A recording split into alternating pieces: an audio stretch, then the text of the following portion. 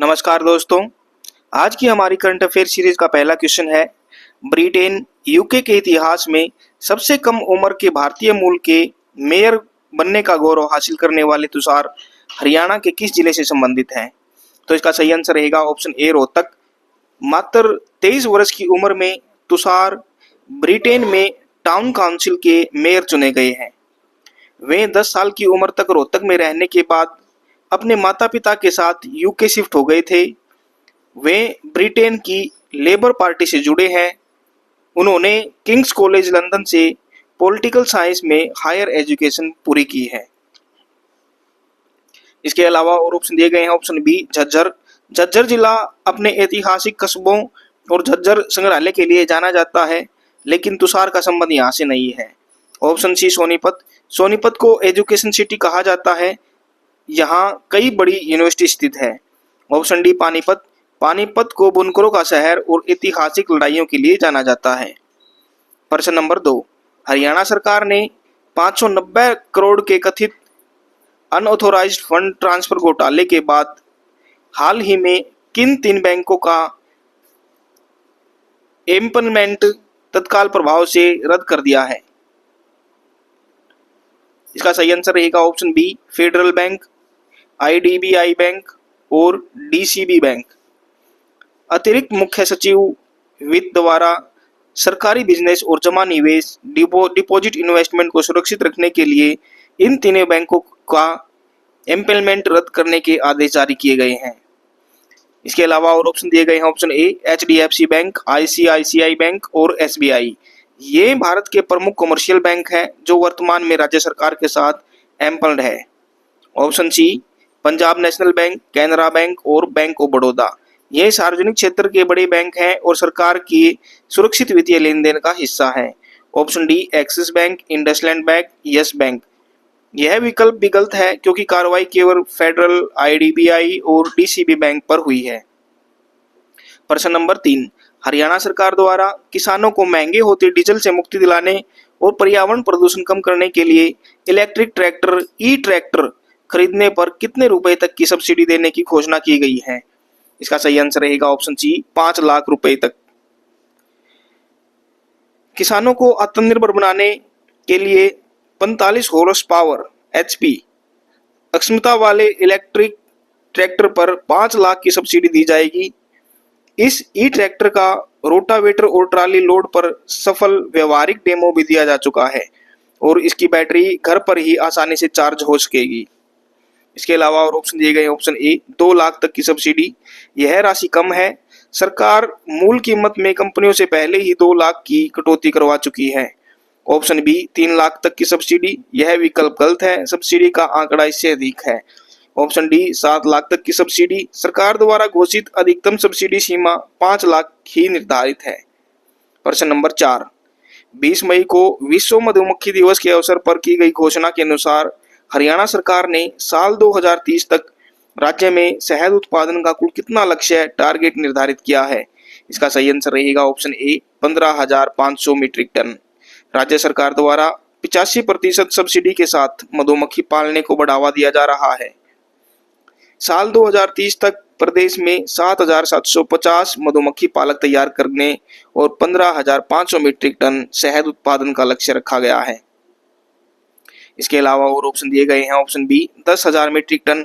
यह शहद उत्पादन का पुराना या प्रारंभिक सत्र है जिसे 2030 तक काफी आगे ले जाना है।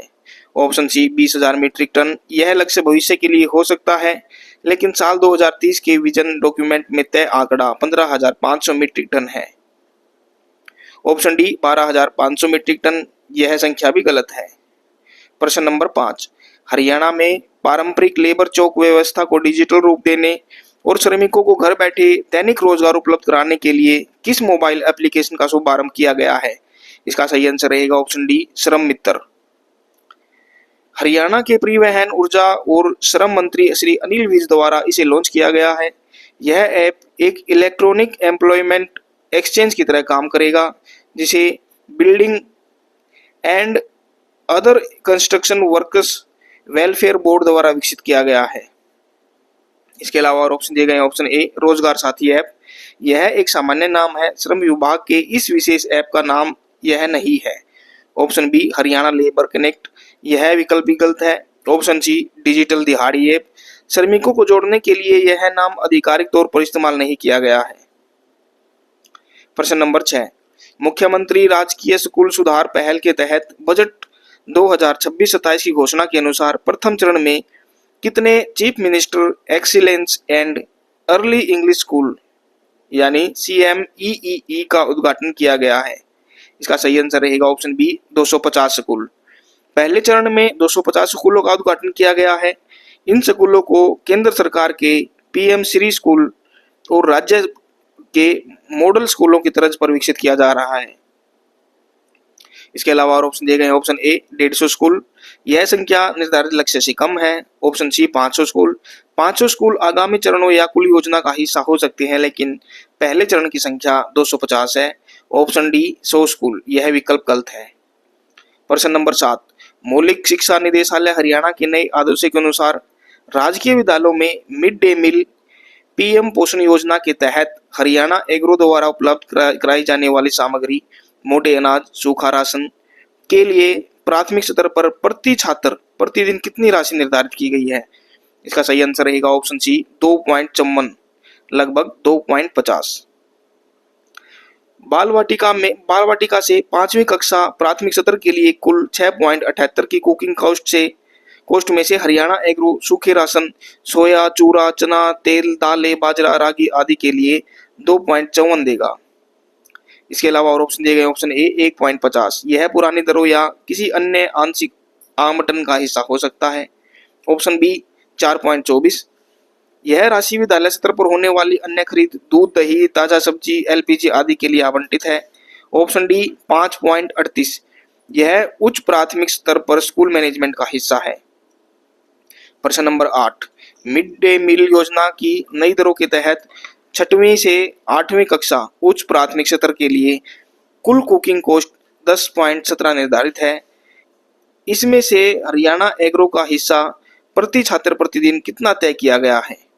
इसका सही आंसर रहेगा ऑप्शन ए 4.79। उच्च प्राथमिक स्तर पर कुल 10.17 में से हरियाणा एग्रो का हिस्सा 4.79 निर्धारित किया गया है, जबकि शेष 5.38 की राशि स्कूल स्तर पर मैनेजमेंट, ताजी सब्जियां, गैस आदि के लिए होगी। इसके अलावा ऑप्शन है ऑप्शन बी 6.78, यह प्राथमिक स्कूल 1 से 5वीं की कुल कुकिंग कोस्ट है। ऑप्शन सी 3.50, यह संख्या गलत है। ऑप्शन डी 2.54, यह प्राथमिक स्तर पर हरियाणा एग्रो का हिस्सा है। तो दोस्तों ये थे आज के हमारे करंट अफेयर से संबंधित क्वेश्चन। आशा करते हैं वीडियो आपको पसंद आई होगी। वीडियो पसंद आए तो लाइक शेयर कीजिए, चैनल को सब्सक्राइब कीजिए। मिलते हैं नेक्स्ट वीडियो में। धन्यवाद।